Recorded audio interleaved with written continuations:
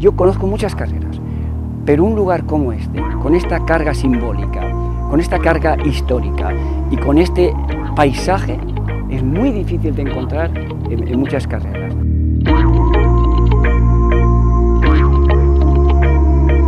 Tiene el atractivo del mar, de la gente que te anima, y la verdad es que es muy bonito.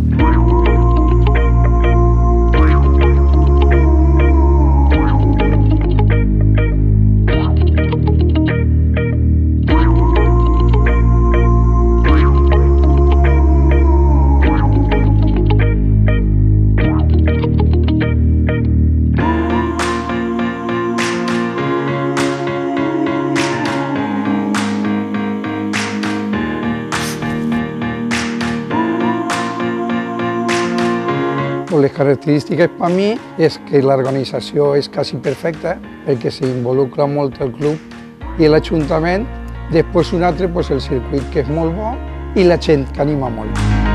Pues hombre, lo hace especial el circuito que tiene prácticamente un poco de todo, dentro del pueblo, por la huerta y justamente un tramo por el paseo de la playa. Para mí es una de las mejores. Es un poco intensa porque son 15 kilómetros, está muy bien organizada y la animación y todo está muy bien también. La belleza, la rapidez y el apoyo cada vez más presente de muchas personas del pueblo que se identifican ya con la carrera.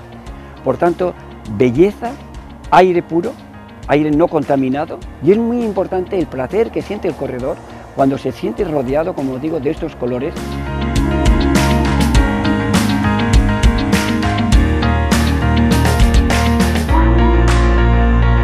Pues el empedrat te fa que la zanca no siga tan lleugera y te toca traer un poquito más de fuerza de lo normal. Es un tramo perfecto para correr. Plano, es decir, es un circuito en que no presenta grandes dificultades, en que hay grandes rectas, por tanto, tiene todos los elementos para que de un modo u otro el atleta se sienta a gusto, la atleta se sienta a gusto y repita. Hay que saber dosificar muy bien las fuerzas porque tenemos prácticamente 1 kilómetro largo y el viento nos da de cara.